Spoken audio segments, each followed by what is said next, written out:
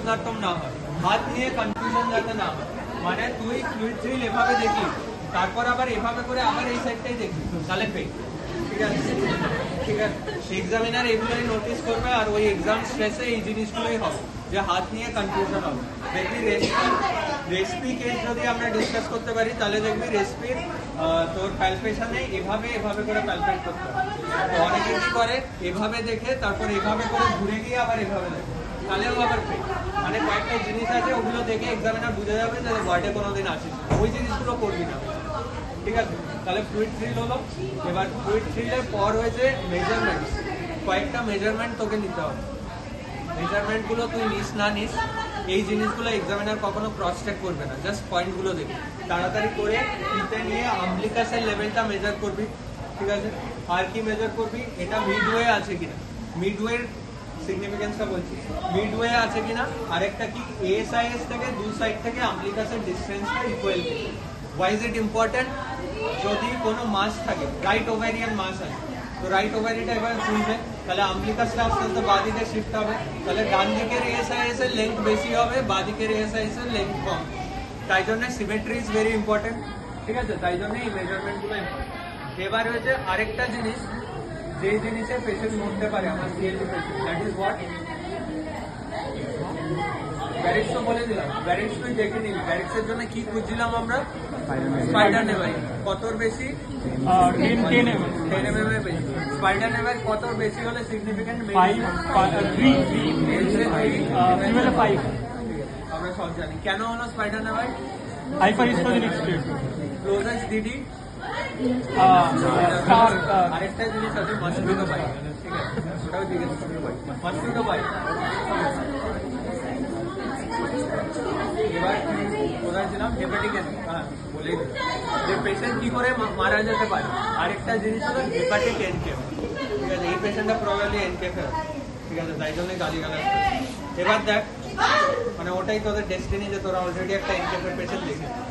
এই সিচুয়েশনে land up করার আগে এনকেফের 4-5টা স্টেজ আছে। ঠিক আছে, খুব সাটেল স্টেজ আছে এনকেফের।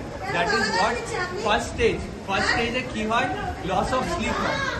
ঠিক আছে, স্লিপ সাইকেল ইজ অল্টার্ড। তো তোরা এখন থেকে যখনই, এখন থেকে পুরো লাইফ, এখন থেকে মানে পুরো লাইফ, এক্সাম অবধি নয় কিন্তু, পুরো লাইফের কথা বলছি। এখন থেকে পুরো লাইফ যখনই কোনো সিএলডি পেশেন্ট দেখবি, ঠিক আছে, সেটা পাড়ার হোক, ওপিডিতে হোক, রাস্তায় হোক, যেখানেই হোক, জিজ্ঞেস করবি ঘুরঘুর করে হচ্ছে। ঠিক আছে, কেন, why are you concerned about the sleep? Because otherwise the patient will land up like this, and if the patient lands up like this, she might die tonight only. ওকে এত গালি দিচ্ছিস, রাতের বেলা এই পেশেন্টটা না থাকতে পারে, বিকজ হেপাটিক এনকেফ এত খারাপ জিনিস। ঠিক আছে, কেন হচ্ছে, আমার কি splenic vein upper GI, superior mesenteric vein middle GI, inferior mesenteric lower GI, যা অ্যাবজর্ব হচ্ছে সব মিলিয়ে পোর্টাল ভেনকে কোথায় যাচ্ছে, লিভারে। এবার লিভারে একটা সাইকেল আছে, সাইকেলটার কি নাম, urea cycle. Urea cycle acts like a filter. Urea cycle কাজ করছে না, তাহলে অ্যামোনিয়াটা কোথায় যাচ্ছে, ব্রেনে যাচ্ছে, ব্লাড ব্রেন ব্যারিয়ার ক্রস করছে, ক্রস করে গ্লুটামিন গ্লাইসিন তৈরি করছে, ওগুলো সিএনএস কে ডিপ্রেস করছে, সেরিব্রাল ইডিমা করছে। তো পেশেন্টের এরকম এনকেফেলোপ্যাথির symptoms. First stage is what,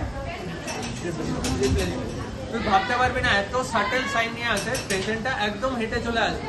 ঠিক আছে, দেখ এটা কেন ইম্পর্টেন্ট, কারণ হেপাটিক এনকেফ একটু থিওরিটিক্যাল হয়ে যাচ্ছে ব্যাপারটা, কিন্তু মানে আই গেস ক্লিনিক্সের ইম্পর্টেন্সটা বুঝতে পারবি। হেপাটিক এনকেফ প্রেসিপিটেশনের অনেকগুলো কজ আছে। ঠিক আছে, তুই যখনই দেখবি পেশেন্টটা হেপাটিক এনকেফের দিকে যাচ্ছে, you treat the hepatic enceph, you also treat the cause. বুঝতে পেরেছি, কজের মধ্যে most common cause is what, constipation. ঠিক আছে, কনস্টিপেশন একটা কজ, সেপসিস একটা কজ। সেপসিস কি, সাধারণ সিএলডি পেশেন্টদের সাধারণ কাশি হলেও ওরা এনকেফে চলে যায়। ঠিক আছে, হাইপোক্যালিমিয়া, হাইপোঅ্যালবুমিনিমিয়া, তারপর variceal bleeding, everything can make the patient land up in encephalopathy, and due to encephalopathy the patient can die. So where do we strike? We strike at the position of encephalopathy. দেখে encephalopathy আছে কি, first stage কি বললাম, loss of sleep cycle. তাহলে এখান থেকে তোরা হিস্ট্রিতে always slip সাইকেলের কথা লিখবি। ঠিক আছে, হিস্ট্রিতে, নেগেটিভ হিস্ট্রিতে অলওয়েজ স্লিপ সাইকেলের কথা লিখবি। সেকেন্ড স্টেজে কি পাই, সেকেন্ড স্টেজে পাই ফ্ল্যাপিং ট্রেমার। ঠিক আছে, ফ্ল্যাপিং ট্রেমার যে কোনো এনকেফেলোপ্যাথিতে পাওয়া যায়। ঠিক আছে, সেটা হেপাটিক হোক, ইউরেমিক সিকেডি পেশেন্টদের ইউরিয়া বেড়ে একটা এনকেফেলোপ্যাথি, ইউরেমিক এনকেফেলোপ্যাথিতে পাওয়া যায়। যারা সিওপিডি পেশেন্ট ওদের কার্বন ডাই অক্সাইড বেড়ে একটা এনকেফেলোপ্যাথি, ওটাও ফ্ল্যাপিং ট্রেমার পাওয়া যায়। ফ্ল্যাপিং ট্রেমার দেখার জন্য কি করে দেখতে হয়, হাতটা সোজা কর, দুটো হাত অলওয়েজ দুটো হাতে দেখবি পেশেন্টের হাতে চ্যানেল বা ব্যথা আছে কিনা দেখবি। যদি ব্যথা থাকে এক্সামিনারকে বলবি ওর চ্যানেল আর ব্যথা আছে, আমি এরকম করতে চাইছি, কারণ এরকম করলে ওর ব্যথা আছে, ঠিক আছে, এইটুকু কনসিয়াস হয়। হাত দুটো সোজা হবে এই জায়গা থেকে, যাতে সোজা পেশেন্টরা এভাবে রেখে দেয়, এই জায়গা থেকে সোজা। এবার আঙুলগুলো ফাঁক থাকবে, ঠিক আছে। এবার দেখ হালকা এসেন্সিয়াল ট্রেমার আমারও আছে, কিন্তু এই হালকা ট্রেমারটা যারা স্মোকার তাদেরও থাকবে। তো হালকা এসেন্সিয়াল ট্রেমারটা ইজ নট ফ্ল্যাপিং ট্রেমার, এই জায়গা থেকে যাতে ইয়ে হয়, ফ্লেক্স হয়, ঠিক আছে, ফ্লেক্স এক্সটেন্ডেড হয়, ঠিক আছে। তো হালকা এসেন্সিয়াল ট্রেমারটা is not flapping tremor. Flapping ট্রেমারটা হবে এরকম, হাতগুলো coarse tremor, it is a coarse tremor of high amplitude, অ্যাম্প্লিটিউডটা অনেক বড় হবে, এরকম ভাবে হাতগুলো পড়ছে, তবেই ফ্ল্যাপিং ট্রেমার থাকবে, ঠিক আছে। বোঝা গেছে ফ্ল্যাপিং ট্রেমার। তোরা এখানে আসলে মানে ফ্রিকুয়েন্টলি আসলে সিএলডি পেশেন্ট থাকলে অলওয়েজ চেক কর ফ্ল্যাপিং ট্রেমার। ওটাই তো আর পেশেন্টকে শোয়াতে হয় না, জাস্ট হাতটা এরকম করে বলবি দেখা। তুই কতক্ষণ রাখবি, মোটামুটি 10 থেকে 15 সেকেন্ড রাখবি, দেখবি ফ্ল্যাপস ডেভেলপ করছে। এই হালকা কাঁপাটা কিন্তু ফ্ল্যাপিং ট্রেমার বলে দিবি, এরকম যাতে হয় হাতে, এরকম হলে তবেই ফ্ল্যাপিং। তুই একটা জিনিস করতে পারিস, তুই এক্সামিনারকে বললি ফ্ল্যাপিং ট্রেমার আছে, ঠিক আছে। তো এবার এক্সামিনার বললো দেখাও, তো যখন দেখালি তখন ফ্ল্যাপিং ট্রেমার নেই, ঠিক আছে। কিন্তু তুই বললি যে এক্সামিনারকে আমি যখন দেখেছি তখন ফ্ল্যাপিং ট্রেমার ছিল, এটা বললেও হয়। কিন্তু এটা কারা বলতে পারে, যারা ভালো করে থিওরি পড়েছে, ঠিক আছে, কারণ ওখান থেকে কোথায় ঢুকবে, হেপাটিক এনকেফ, কজেস, ট্রিটমেন্ট, ওটাই ঢুকবে। তো তোদের যদি অনার্স পাওয়ার ইচ্ছে থাকে তাহলে হালকা করে বলে দিবি ফ্ল্যাপস আছে, ঠিক আছে, ফার্স্ট তোকে নিয়ে ঢুকে যাবে, ঠিক আছে। তো এটা হলো ট্যাকটিক্স, বেশি মার্ক পাওয়া, এটা পাস করার ট্যাকটিক্স নয়, তো ইগনোরও করতে হবে, ঠিক আছে। তাহলে ফ্ল্যাপিং ট্রেমার আমরা এইভাবে দেখি, ঠিক আছে। তারপর কি আছে ওটা পরে আসছে, পারকাশনটায় চলে যায়, ঠিক আছে। পারকাশনের 4টে পয়েন্ট আছে, general percussion, upper border of liver, upper border of spleen আর শিফটিং ডালেন্স, ঠিক আছে। এই পারকাশনের জায়গাটা ইম্পর্টেন্ট, না বুঝতে পারলে বলি, ঠিক আছে। পারকাশন কি করে সবাই জানিস, ঠিক আছে। একটা ফিঙ্গার এভাবে থাকে, এই দুটো আঙুল যাতে টাচ না করে, মুভমেন্টটা কোত্থেকে হচ্ছে, রিস্ট থেকে হচ্ছে, ঠিক আছে। এই দুটো আঙুলে যাতে টাচ না করে, এবার হলো তোর সাউন্ড বেরোনোটা ইম্পর্টেন্ট না, সাউন্ড বেরোনোটা is not important, your technique is important, ঠিক আছে। যাতে এক্সামিনার দেখে তোর রিস্ট থেকে মুভমেন্ট হচ্ছে, এভাবে মুভমেন্ট হচ্ছে না, বাকি এভাবে পারকাস করছে, ঠিক আছে। এইভাবে হবে আর দুবার হবে, ক্লিন যাতে হয়, ঠিক আছে। 2-3 বার বা একবার করবি, ক্লিন যাতে হয়, দুবার যাতে হয়, ঠিক আছে। এবার জেনারেল পারকাশনে আবার কি, তোকে বললো পারকাস দ্য অ্যাবডোমেন, তুই start with what, general percussion. এবার জেনারেল পারকাশনের আগে কি বলবি আবার, টেন্ডারনেস আছে কিনা, কোথাও ব্যথা আছে কিনা, অর্গানোমেগালি আছে কিনা, স্যারকে বলবি স্যার আগে আমি ওটা দেখে নিতে চাই, ঠিক আছে। এবার যদি স্যার বলে ওটা দেখতে লাগবে না, তাহলে দেখতে লাগবে না, তাহলে তুই general percussion quadrant wise start করে দিবি, হয়ে গেল। তারপর হলো আপার border of liver, upper border of স্প্লিন, ওটায় পরে আসে। তারপরে কি শিফটিং ডালনেস, ঠিক আছে। এবার শিফটিং ডালনেস তোদের অলমোস্ট সবাইকে জিজ্ঞেস করবে, শর্ট কেস লং কেস কোথাও না কোথাও তোকে শিফটিং ডালনেস জিজ্ঞেস করবে, ঠিক আছে। শিফটিং ডালনেস কি করে করে, এবার ধর একটা বটল আছে, বটলে তুই প্রথমে এভাবে পারকাস করে গেলি, এইটা হয়েছে আমার ফ্লুইড, ঠিক আছে।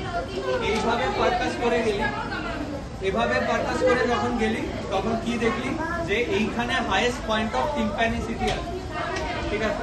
আচ্ছা, আরেকটা জিনিস বলে রাখি, কোনো হলো ভিসকাসকে যখন তুই পারকাস করিস, the sound is what, tympanic or tympanitic, ঠিক আছে। আর যখন তুই লাংস বা এরকম তখন it is resonant, hyper resonant হয় সিওপিডি, ঠিক আছে, তখন ইট ইজ রেজোনেন্ট, ঠিক আছে, বোঝা গেছে। এই টার্মগুলো ভুল করবি না, কোনটা হাইপার রেজোনেন্ট, কোনটা রেজোনেন্ট, কোনটা টিম্প্যানিটিক, কোনটা স্টোনি ডালনেস, কোনটা উডি ডালনেস, পুরো রেসপিরেটরি ডালনেস। তো যাই হোক, তুই পারকাস করতে দেখলি এখানে হাইয়েস্ট পয়েন্ট অফ টিম্প্যানিসিটি আছে, ঠিক আছে, বোঝা গেল। এবার এখান থেকে তারপর তুই আস্তে আস্তে এই দিকে পারকাস করা শুরু করবি, তাহলে কি দেখলি এদিকে পারকাস করতে করতে এই পজিশনে ডালনেসটা আসবে, কারণ এই পজিশনে কি আছে, ফ্লুইড আছে। এই মার্কটা যেখানে আছে ওখানে ফ্লুইড আছে, তাই জন্য এই পজিশনে আমি ডালনেস পেলাম। তারপর এবার পেশেন্টকে কি করব, এবার পেশেন্টকে ওদিকে টার্ন করিয়ে দেবো। তাহলে পেশেন্টটার এই যে মার্কটা ছিল ডালনেসের, ওটা উপরের দিকে চলে গেল। তাহলে এখন যখন আমি এখানে পারকাস করব, এখানে আবার কি পাবো, টিম্প্যানেটিক পাবো। ঠিক আছে, এইটা ফেল মানে এইটাই ভুল করলে ফেল করায় না ইউজুয়ালি, বাট এটা ঠিক করলে তুই পাস করবি, এইটুকু কনফার্ম। ঠিক আছে, তাহলে কি করবি তুই প্রথমে মিড লাইনে পারকাস করবি। আবার পারকাস করার আগে কি জিজ্ঞেস করবি, কনসেন্ট নিবি, এটাকে নামাবি, হাত গরম করবি। আরেকটা যেটা ইম্পর্টেন্ট জিনিস, ওটা হচ্ছে ব্লাডার খালি কি। তুই যদি পারকাস করতে করতে পেশেন্ট মুতে দেয়, তাহলে তোর এক্সামে মানে ওটা এক্সামে মুতে দেওয়া, ঠিক আছে। তোর যদি পারকাস করতে করতে হয়, এগুলো এক্সামের হলেই হয়, তাই জন্যই বলে দেয়। আচ্ছা, আবার ক্যাথেটার করা পেশেন্টকে জিজ্ঞেস করিস না যে মুতেছে কি, ঠিক আছে। এই মানে লুপ মিস্টেকগুলো যাতে না হয়, ঠিক আছে। আচ্ছা, তাহলে তুই কি করলি, এখান থেকে পারকাস করা শুরু করলি, লাগছে, ঠিক আছে। লাগছে যখন আমি পারকাস করবো না, এভাবে নিচের দিকে গেলি, নিচের দিকে পুরোটা পারকাস করবি আপ টু কিউবিক সিম্পাইস। পুরোটা পারকাস করতে করতে হাইয়েস্ট পয়েন্ট অফ টিম্প্যানিসিটিতে আসবে। ধর না usually the highest point of tympanicity is around the obliquus, ঠিক আছে। ধর না এখানে আছে হাইয়েস্ট পয়েন্ট অফ টিম্প্যানিসিটি, হলো। তারপর কি, এবার তুই ওই দিকে যাবি। আগে আমার আঙুলের ডিরেকশনটা এরকম ছিল, এখন ওই দিকে যখন যাচ্ছি এখন এরকম হবে, আঙুলের ডিরেকশনে যাতে ভুল না হয়, ঠিক আছে। তাহলে আমি আবার পারকাস করতে করতে এবার এই সাইডে যাবো। এই সাইডে যেতে যেতে ধর না ফ্লুইডটা এইভাবে আসে, এইটা ওর মেনিসকাস, তাহলে এইখানে ডালনেস পাবো, ঠিক আছে। তো ডালনেস যখনই পাবি, ডালনেস পেলে ওখানেই থেমে যাবে, ঠিক আছে।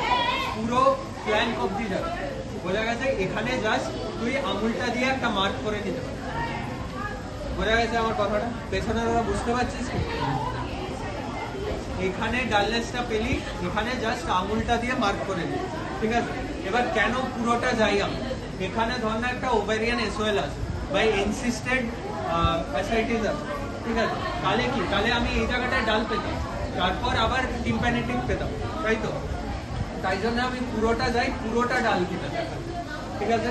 তাহলে আমি যেখানে ডালনেস পেলাম ওখানটায় কি করব, ওখানটায় একটা আঙুল রেখে দেবো। বইয়ে বলা হয় পেশেন্টকে দাগ দেওয়ার, কিন্তু কেউ দাগ দিবি না, ঠিক আছে। দাগ দেওয়াটা ভালো ইয়ে না। এরপর কি করবি, পেশেন্টকে টার্ন করবি। কতটা টার্ন করবি, পুরো ফ্ল্যাঙ্ক অবধি টার্ন করে নিবি না, ততটাই টার্ন করবি যতটা টার্ন করলে এই পয়েন্টটা হাইয়েস্ট পয়েন্ট হয়ে যাবে, ঠিক আছে।